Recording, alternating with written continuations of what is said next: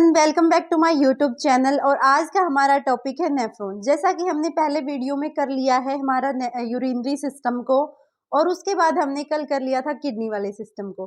तो अब जो हमारी किडनीज होती हैं वो क्या कराती हैं, वो कराती हैं फिल्ट्रेशन ऑफ द ब्लड इसका फिल्ट्रेशन कराती है और उसमें से पास आउट करा देते हैं यूरिन को बॉडी से बाहर, क्योंकि यूरिन हमारी बॉडी के लिए हो जाता है टॉक्सिक और उसको रिलीज करना बहुत इंपॉर्टेंट होता है। अगर मैं बात करती हूँ कि उसमें हेल्प कौन करता है, तो हेल्प करता है हमारा नेफ्रॉन। अब नेफ्रॉन होता क्या है फ्रेंड्स, नेफ्रॉन हमारी किडनी के लिए काम करता है, हमारी किडनीज के लिए काम करता है और बहुत इंपॉर्टेंट काम करता है।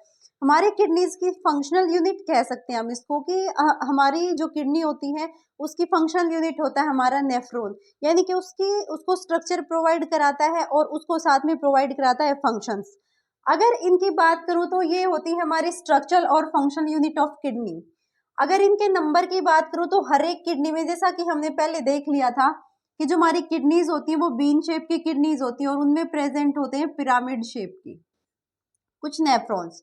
अब इन नेफ्रॉन्स का नंबर कितना होता है, ये नेफ्रॉन्स बहुत ज्यादा होते हैं, मिलियंस में प्रेजेंट होते हैं। 1 या 2 मिलियन के आसपास जो इनकी अमाउंट होती है वो पाई जाती है। अब इसके टाइप की अगर मैं बात करती हूँ, सबसे पहले मैं आपको बता देती हूँ कि इस डायग्राम को मैं लेबल करके बताती हूँ कि क्या डायग्राम है। देखो, यहाँ पे 2 एट्रियोल हैं, एक है एफरेंट और एक है इफरेंट। यानी कि ए वर्ड से समझ में आता है कि ए वर्ड पहले आता है और ई वर्ड आता है बाद में। तो अगर एफरेंट एट्रियोल की बात करती हूँ तो पहले कहाँ आता है, ब्लड आता है इसके अंदर। यानी कि आपको ऐसा सोच के रखना है कि जो ये दिखता है ये क्या है, कप शेप, जिसको नाम दिया जाता है बाउमेन कैप्सूल। यानी कि एक कप के अंदर मैगी डाली हुई है, कुछ नूडल्स जैसे डाला हुआ है, कि यानी जो कप है आपका उसको बोला जाता है बाउमेन कैप्सूल। और ये जो मैगी जैसा आपको दिखता है, रेड कलर का दिखता है, इसका नाम होता है ग्लोमेरुलस। यानी कि एफरेंट एट्रियोल क्या करती है, ब्लड को लेके आती है प्योरिफिकेशन के लिए। उसके बाद यहाँ पे पीसीटी यानी प्रोक्सिमल कॉन्वोल्यूटेड ट्यूब्यूल्स, और एक यहाँ है डीसीटी यानी कि डिस्टल कॉन्वोल्यूटेड ट्यूब्यूल्स। अब देखो, प्रोक्सिमल का मतलब होता है कि वो हमारे बाउमेन कैप्सूल के पास है। प्रोक्सिमल से हमें पता लगता है कि वो बाउमेन कैप्सूल के आसपास है, और यहाँ पे डिस्टल से पता लगता है कि वो बाउमेन कैप्सूल से डिस्टेंस उसके बीच में है। तो फ्रेंड्स, मैं बात करती हूँ प्रोक्सिमल कॉन्वोल्यूटेड ट्यूब्यूल्स की, तो ये प्रेजेंट होती हमारे ग्लोमेरुलस के बिल्कुल पास, बाउमेन कैप्सूल के बिल्कुल पास। नीचे जाके ये फॉर्मेशन करती है लूप ऑफ हेनल की, जहां से जो यूरिन होता है वो होता है ट्रांसफर। अब बात आती है डिस्टल कॉन्वोल्यूटेड ट्यूब्यूल्स की, तो ये किससे जुड़ी होती है, ये होती है कलेक्टिंग डक्ट से। और कलेक्टिंग डक्ट का काम क्या होता है, कलेक्टिंग डक्ट हमारे यूरिन को कलेक्ट करके लाती है ब्लड से। और इसमें बहुत ही 2 ऑर्गन्स होते हैं जो इंपॉर्टेंट रोल प्ले करते हैं। तो पहले मैं बात कर लेती हूँ कि जो हमारे टाइप्स होते हैं नेफ्रॉन्स के, कितने टाइप्स होते हैं। तो फ्रेंड, जो नेफ्रॉन्स के टाइप होते हैं हमारे 2 टाइप होते हैं, कॉर्टिकल नेफ्रॉन और जक्स्टामेडुलरी नेफ्रॉन। जो कॉर्टिकल नेफ्रॉन होता है वो नेफ्रॉन जो कॉर्टेक्स पार्ट होता है उसके कॉर्टेक्स पार्ट के आउटर सरफेस पे प्रेजेंट होते हैं कॉर्टिकल। इनका ये जो लूप ऑफ हेनल होता है वो कैसा होता है, शॉर्ट होता है। अगर बात करती हूँ जुक्स्ट्रा मेडुलरी की, तो ये मेडुला के अंदर पूरी तरीके से एम्बेडेड होते हैं। इनका जो लूप ऑफ हेनल होता है बहुत बड़ा लूप ऑफ हेनल होता है, लॉन्ग लूप ऑफ हेनल पाया जाता है, और क्या होते हैं, ये एम्बेडेड होते हैं पूरी तरीके से कॉर्टेक्स। नेफ्रॉन के बाद है जक्स्टा मेडुलरी नेफ्रॉन। तो जक्स्टा मेडुलरी जो नेफ्रॉन होता है उसमें ग्लोमेरुलस प्रेजेंट होता है। कहाँ होता है, ये वाला जो टाइप का ग्लोमेरुलस है ये प्रेजेंट होता है, और कहाँ होता है, near the junction of cortex and medulla. यानी कि मेडुला के और कॉर्टेक्स के जंक्शन के वहां प्रेजेंट होता है। एंड लूप ऑफ हेनल, इसका जो लूप ऑफ हेनल होता है, वो डीपली पेनिट्रेट होता है, पूरे तरीके से पेनिट्रेट होता है किसके अंदर, मेडुला के अंदर। अब अगर मैं कॉर्टेक्स नेफ्रॉन की और जक्स्टा मेडुलरी नेफ्रॉन के फंक्शंस की बात करती हूँ, तो डिफरेंट टाइप ऑफ फंक्शंस होते हैं दोनों के। अगर मैं बात करती हूँ फंक्शंस ऑफ कॉर्टिकल की नेफ्रॉन की, तो वो क्या करता है, परफॉर्म करता है एक्सक्रीटरी और रेगुलेटरी सिस्टम को। यानी कि जो एक्सक्रीटरी सिस्टम और रेगुलेटरी जितने भी फंक्शंस होते हैं सबको परफॉर्म करने का काम करता है फंक्शंस, वो होता है हमारा कॉर्टिकल नेफ्रॉन। अगर मैं बात करती हूँ कि फंक्शंस ऑफ जुक्स्ट्रा मेडुलरी क्या काम करता है, तो इसका फंक्शन होता है concentrated and dilute urine, urine का डाइल्यूट करना और उसकी कंसंट्रेशन को देखना, उसको कंसंट्रेट कराना और डाइल्यूट को देखना। अब बात कर लेते हैं कि जो और टाइप्स होते हैं वो कौन कौन से होते हैं। कुछ दूसरे टाइप्स जो कि होते हैं नेफ्रॉन की, तो फर्स्ट होता है रीनल कार्पस्कल, सेकंड होता है रीनल ट्यूब्यूल, एंड थर्ड होता है कलेक्टिंग डक्ट। दिस रीनल कार्पस्कल्स का क्या फंक्शन होता है फ्रेंड्स, तो ये करता है हमारे ब्लड को फिल्टर और उसमें से अलग कर देता है यूरिन को, और जो चीजें बॉडी को नीडेड होती हैं उनको कर देता है सेपरेट।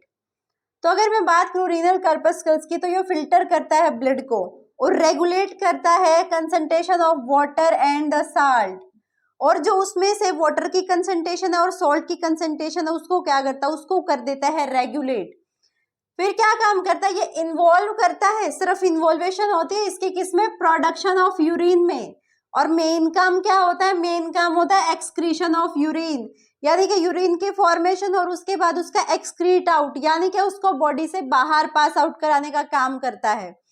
फिर सेकंड बात करती हूँ रीनल ट्यूब्यूल्स, जो क्या होती है, ट्यूब लाइक स्ट्रक्चर होती है रीनल ट्यूब्यूल्स, और उनका काम क्या होता है, उनका मेन फंक्शन होता है रीअब्जॉर्प्शन, यानी कि चीजों को एब्जॉर्ब करना, यानी कि फिल्ट्रेशन के बाद भी जो चीजें रह जाती हैं जिनकी जरूरत होती है हमारी बॉडी को, यानी कि वो क्या करती है, return nutrients, fluid and other substance have been filtered from the blood, यानी कि फिल्टर्ड किए जाते हैं, किससे किए जाते हैं, फ्रॉम द ब्लड से, ब्लड से जो चीजें फिल्टर हुई है, यानी कि यूरिन अलग हुआ, ब्लड अलग हुआ है। अब यूरिन के साथ आई है कुछ न्यूट्रिएंट्स और कुछ अदर सब्सटेंस जिनको हमारी बॉडी को होती है जरूरत, हमारी बॉडी को उनकी जरूरत होती है, तो उनका किया जाता है वहां पर रीअब्जॉर्प्शन।